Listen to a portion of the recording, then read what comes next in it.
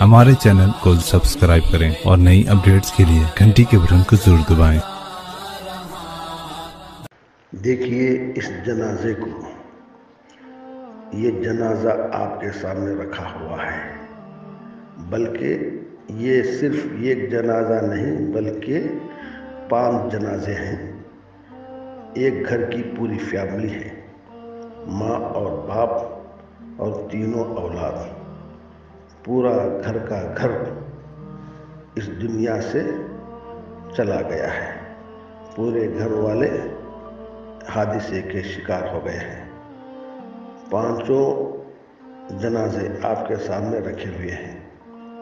जनाजे में रहने वाले सब मुसलमान हैं, गरीब मुसलमान हैं, तंगदस्त मुसलमान हैं, मजबूर महज ये मुसलमानों की लाशें हैं। ये लोग ज़िंदगी से तंग आकर, ज़िंदगी की परेशानियों से, ज़िंदगी की मुसीबतों से बाज आकर और लोगों के मसाइब से लोगों ने उनको हिरासा किया, परेशान किया। खर्चदारों ने उनको मजबूर किया। जो लोग इन लोगों को खर्च दिया था, खर्च की शक्ल में कुछ रकम उन्हें दी गई थी कारोबार के लिए, तिजारत के लिए। बहरहाल किसी न किसी नाम से खर्च देने वाले मुसलमान थे, ईमान वाले थे। जिस घर में ये लोग थे वो घर का मालिक भी मुसलमान था, वो भी मोमिन था। तो इन लोगों ने खर्च दिया है।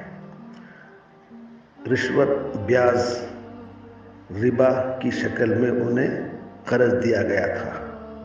ये लोग उनसे मजबूरन, बदर्जे मजबूरी, सूद के नाम से, सूद की शक्ल में उनसे रकम ली है।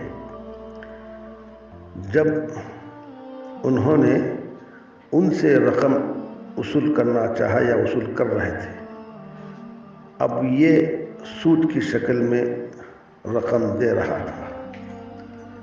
रकम देते देते वो तंग आ गया, बाज आ गया, इसलिए कि उसका कारोबार ही बिल्कुल छोटा एक इसका कारोबार था, मुख्तसर कारोबार। छोटी सी उसकी दुकान थी, कबाब की दुकान। वो गोश्त लाता, उस गोश्त में मसाला वगैरह मिलाकर छोटी सी दुकान में ये कबाब बनाकर लोगों को पेश करता। लोग ग्राहक उससे कबाब हासिल करते और कबाब खाया करते। छोटी सी दुकान, ये छोटी सी दुकान को चलाने के लिए उसको मजबूरन खर्च लेना पड़ा, और वो खर्च उसने लिया, और कर्ज देने वाला भी सूद की शक्ल में दिया, रिबा की शक्ल में दिया, ब्याज बड्डी की शक्ल में दिया। ये कोई नई चीज़ नहीं है, ये कोई नया मसला भी नहीं है। उम्मत मुस्लिमा में रिबा आम है, उम्मत मुस्लिमा में सूद आम है।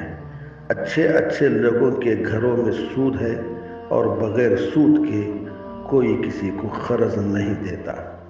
बग़ैर सूद के, बग़ैर रिबा के कोई भी कर्ज देने के लिए तैयार नहीं है और कर्ज देने के लिए आमादा नहीं है। उमूमन ऐसा ही हो रहा है हमारे कर्नाटक में, खुसूसन ज़िला टुमकुर में। ये अमल हर जगह है और इस तरह की कोशिशें हर जगह हो रही हैं। मालदार अपने माल के ज़रिए से लोगों को कर्ज देता है, रिबा की शक्ल में, सूद की शक्ल में, ब्याज बट्टी की शक्ल में। कर्ज देने वाला भी मुसलमान है और कर्ज लेने वाला भी मुसलमान है। रिबा की शक्ल में देने वाला भी मुसलमान है और रिबा की शक्ल में लेने वाला भी मुसलमान है। और ये ऐसा मसला है कि देने वाला जिसे दे रहा है उसको ऐसे तंग करता है और उसको ऐसे मजबूर करता है, वो हर हाल में वो सूद की शक्ल में रकम हर हफ्ता उसको देना पड़ता है। अगर एक हफ्ता भी वो नागा कर दे, अगर एक हफ्ता भी वो देने में आगे पीछे कर दे तो फिर वो 1000 रुपये की जगह में 2000 रुपये हो जाते हैं। इस तरह अगर वो चंद हफ्ते देने से वो रह गया तो जितना वो दे रहा था वो दुगना हो जाएगा, और भी ताख़िर कर दिया तो फिर और इजाफा उसमें हो जाएगा, यहाँ तक कि अगर वो 10,000 लिया है तो वो 10,000 1 लाख की शक्ल में बदल जाते हैं। अब 1 लाख का कर्जा उसके सर पे आ जाता है। अब ये मजबूर, ये तंगदस्त, ये गरीब मुसलमान अब वो ज़िंदगी से बाज आ जाता है, ज़िंदगी से वो हार जाता है। अब हर हाल में वो साहिबे मामला को क़र्ज़ देने की वो कोशिश करता है, रिबा की शक्ल में अपने घर के सामान बेचकर, अपने घर के ज़ेवरात बेचकर, या इधर से उधर से कहीं से भी वो पैसे को हासिल कर लेता है, और उसको, वो मालदार को, जो मुसलमान मालदार है, जो महल्ले का आम तौर पे जो बड़े होते हैं, यही लोगों का ये मामला होता है, यही लोग हैं ना, लोगों को क़र्ज़ दिया करते हैं।